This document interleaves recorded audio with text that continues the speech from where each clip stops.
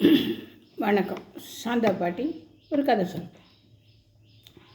பாவத்தின் சம்பளம் மரணம்னு நினைக்கிறோம். மரணம் இல்லை, நம்மளுக்கு பிறக்கிற பசங்க.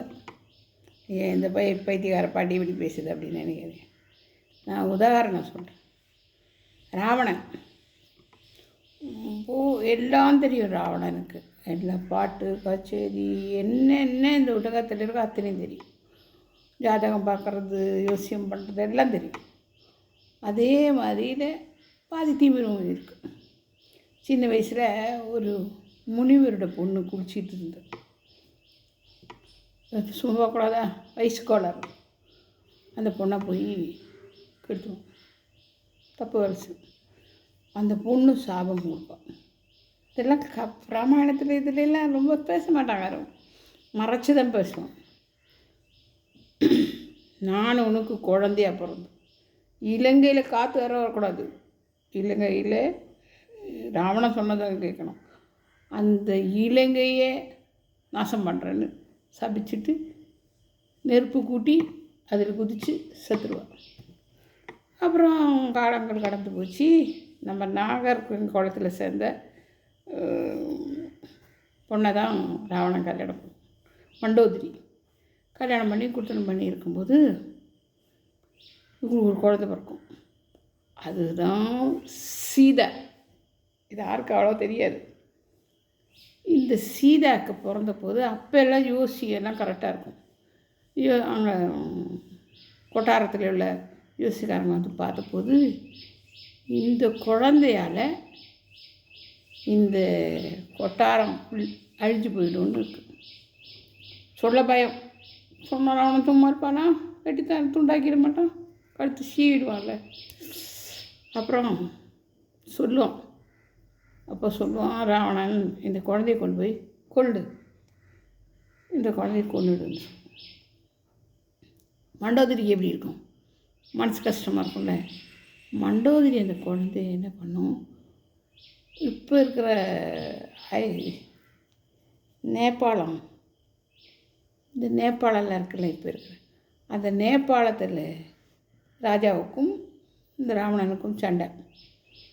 அந்த பெரிய பெரிய பானைங்களில் இந்த ஆரியர்களை வெட்டி அதில் குத்தி அந்த இரத்தத்தை எடுத்துன்னு போய் நேபாளம் அந்த ஊரில் எல்லாம் தெளிச்சிடும். ரத்தம் விழுந்த இடத்துல செடி முளையாது.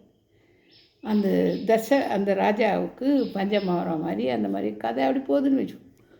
அப்புறம் சீதையை அப்படி போச்சுன்னு வச்சுக்கோ. சீதையை பிடிச்சின்னு போய் அப்போது இந்த பொட்டியில் நகை நெட்டெல்லாம் வச்சு அனுப்பியிருக்கோம். மண்டோதரி காலங்க கடந்து ராமன் கல்யாணம் பண்ணி சீதையை கடத்தின்னு போய் அங்கே இலங்கைக்கு கொண்டு போகிறாங்க. ராவணனுக்கு தெரியாது இது தான் குழந்தைன்னு. இப்படி இருந்துன்னு இருக்கும்போது சீதையை கொண்டு போய் அசோகவனத்தில் வச்சு ஒரு மரத்தடியில் உட்காந்துன்னு இருக்கிற அசோகவனத்தில் இருக்கும்போது சீதை கிட்ட ராவணன் வருவான். சீதையோட சின்ன பொண்ணு, ராவணனுக்கு ஒரு பெரிய ஆள், வயசான ஒரு 10-50 வயசு உள்ள ஆள். அப்போது இந்த நம்ம எதை செய்யும்போது இந்த கற்ப புல்லுன்னு ஒன்று மூதனம் செய்து போடுவோம். அந்த செடியில் புல் ஒன்று எடுத்துகிட்டு இந்த பொண்ணு பேசும். இது தாண்டி நீ வரக்கூடாது அப்படின்னு சொல்லும். இப்படி சொல்லும்போது இந்த கையில் பார்த்தா மோதிரம் ஒரு இப்போ நம்ம காசு இருக்கிற மாதிரி அந்த நாளில் அந்த அரசுக்கு தகுந்த மோதிரம் நகைகள் செய்வாங்க. இந்த நகையில் இவங்களோட வேலைப்பாடு. இது ராவணன் பார்த்துட்டா. அல்லாத இந்த பில்லு சொன்னதுனால வந்தது இல்லை. அப்புறம் ஏன் இஷ்டம் இல்லாத யாரும் தொடக்கூடாதுன்னு ஒரு சாபம் இருக்குல்ல. இந்த ஆள் திரும்பி வந்துடும். திரும்பி வீட்டுக்கு போயிடும். போயிட்டு மந்திரிக்கிட்ட கேட்போம், என்னப்பா அந்த பொண்ணு கையில் போட்டிருக்கிற மோதிரம் நம்ம அரசு மோதிரம் மாதிரி இருக்கே அப்படின்னு சொல்லி.